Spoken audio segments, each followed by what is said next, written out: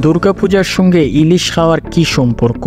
হিন্দু বাঙালিদের সবচেয়ে বড় ধর্মীয় উৎসব দুর্গাপূজার সময় ভারতের ইলিশ পাঠানো হয় এবং না পাঠানো নিয়ে বহু আলোচনার পর অবশেষে ৩,০০০ টন ইলিশে গিয়েছে ভারতে। গত কয়েক বছর ধরে বাংলাদেশের সরকার দুর্গাপূজার আগে কয়েক হাজার টন পদ্মার ইলিশ ভারতে রপ্তানি করে আসছে। সেই মাছের চালান মূলত আসে পশ্চিমবঙ্গের বাজারগুলো থেকে। যদিও এর আগে সরকারের তরফ থেকে বলা হয়েছিল দেশের মানুষ যাতে দামি মাছ ইলিশ খেতে পারে তাই ভারতে ইলিশ রপ্তানি করা হবে না। তবে শেষ পর্যন্ত সেই সিদ্ধান্ত থেকে সরকার দৃঢ় হয়ে এসেছেন।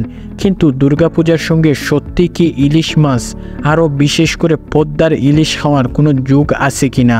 বিশেষজ্ঞরা বলেছেন দুর্গাপূজায় যে ধর্মীয় আচার সেখানে কোথাও ইলিশ মাছ বা পদ্মার ইলিশের প্রসঙ্গ নেই। সেটি মূলত প্রাচীন কাল থেকে চলে আসা একটি লেকচার যা এখন বাংলাদেশিদের জন্য এক জঙ্গে হুজুর পরিণত হয়েছে। দুর্গাপূজার সময় অর্থাৎ শরৎকালে ইলিশ মাছ খাওয়ার সম্প্রতি শুরু হলেও গাঙ্গের বহু দেশের ইলিশ মাছের কথা প্রাচীন এবং সাহিত্য কর্ম পুরাণে একাধিকভাবে উল্লেখ করা আছে বলে জানা যায়।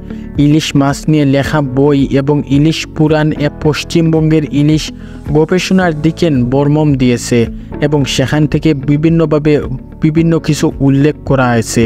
অর্থাৎ ইলিশ মাছ মধুর, স্নিগ্ধা এবং রুবন এবং বালবর্চ, পিওর কারি, কিশিং আরও অনেক পুষ্টিকর মাছের খাদ্য হিসাবে পরিণত।